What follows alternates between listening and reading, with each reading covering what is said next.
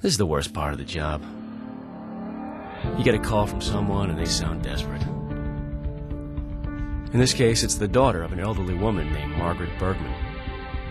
Miss Bergman is a retired school teacher, lives in a nursing home, and has trouble breathing. Her daughter's got her hands full raising 2 kids of her own, trying to take care of her mom, too. She called us after visiting her mom one afternoon.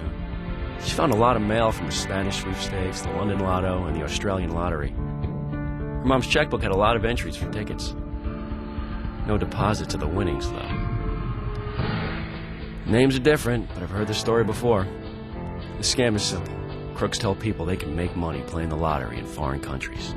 They promise better odds, tax-free winnings, and make it easy to play. And hey, you can call their toll-free number, send them a check, or use your credit card. Some of them even set up websites. They promise to hold the tickets and send your winnings overnight. Yeah, they promise a lot of things, but deliver nothing. Their slick ads don't mention that it's illegal to play a foreign lottery in the United States. That if you play even once, your name will go on a suckers list, and you'll get a mailbox full of scam offers. Yeah, they also forget to mention that instead of winning, some people lose everything. It's the worst part of the job. The best part is putting away the people who do this. I didn't know who had taken Mrs. Bergman's savings yet, but I knew his luck was about to change.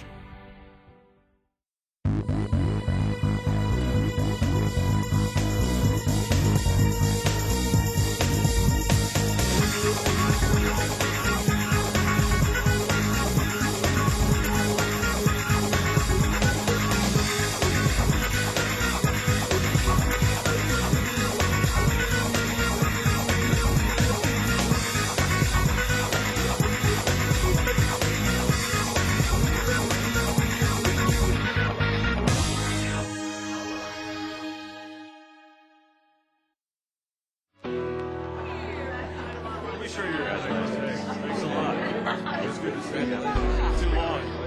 We'll get out to the club. We'll play around. What's your step?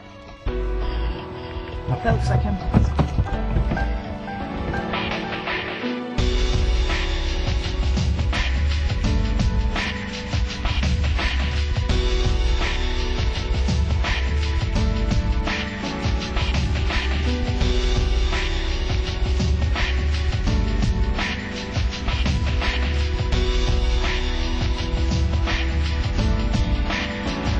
Mr. James Brunin, U.S. Postal Inspection Service, trying to arrest her for some This is an outrage. I'm celebrating my anniversary here. Look, if you come to my office tomorrow, we can discuss this. Mr. Bruno, let's not make this difficult.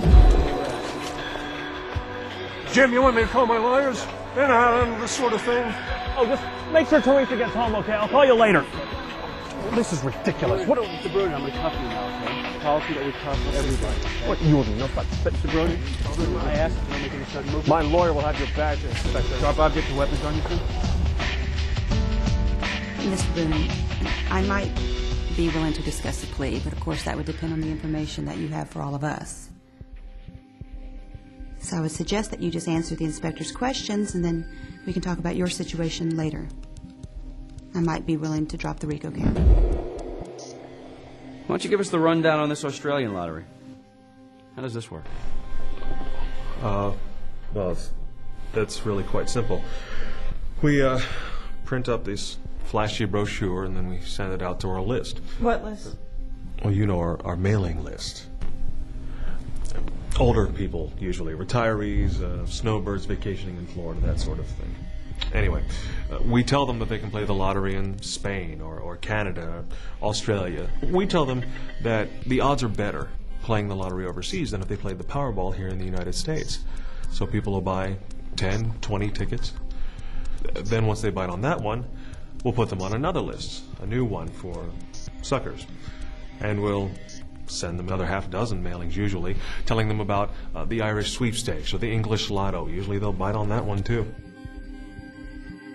So you're strictly small time, just a few bucks here and there. Hardly.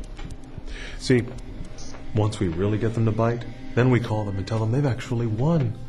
Only we need a couple of $1,000s to pay off the taxes on their winnings before we can send them a check. You'd be surprised at how easy it is. So what's your role in all this, Mr. Brunin? And we know the checks don't come to you. Not directly, anyway. Well, I'll usually set up a small shop somewhere, give it a fancy name like International Exports Incorporated, and hire a couple of guys to pick up the mail, cash the checks, maybe somebody else to work the phones. Denmark. We'll add their name to the suckers list and then sell it for big bucks to another operation. You realize you're talking about organized crime, don't you, Mr. Brennan? Okay, this isn't The Sopranos. All right, these are just a couple of people exchanging legitimate mailing lists, which is not against the law last time I checked. It doesn't bother you taking money from these people? Why should it? These people are greedy themselves. They've got piles of money lying around and they want to get rich quick. It's my duty to take this money from them. Besides, if I didn't do it, some other guy would. So if you're through sitting in judgment, let's get to the chase. Do we have a deal or what? Mr. Brennan, you haven't told us anything that we don't already know yet. I'm going to need a list of all your associates, including the names of the folks that gave you this mailing list and those that you sell it to. We'll see what you have to trade, and then we'll discuss a plea.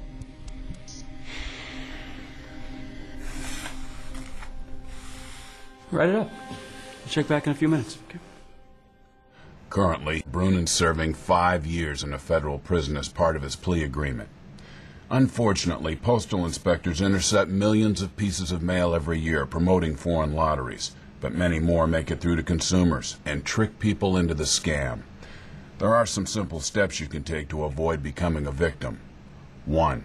Remember, it's illegal to play a foreign lottery in the U.S. If you do, you're breaking the law. 2. There are no secrets to winning a foreign lottery. In fact, the lotteries themselves usually don't even exist. 3. If you purchase even one ticket, your name will be added to a suckers list, and you'll start receiving lots of offers from bogus lotteries or investment opportunities. These crooks actually buy and sell these mailing lists to aid their scams. 4. Keep your credit card numbers, bank accounts, and other personal information to yourself. Scam artists often ask for these on the phone. Lastly, if you think you've been the victim of one of these scams, you need to report it. Contact your local United States Postal Inspector. You can find us in the phone book or on our website at usps.com/postal inspectors. Remember, if you're tempted to play a foreign lottery, you won't win anything, but you may lose it all.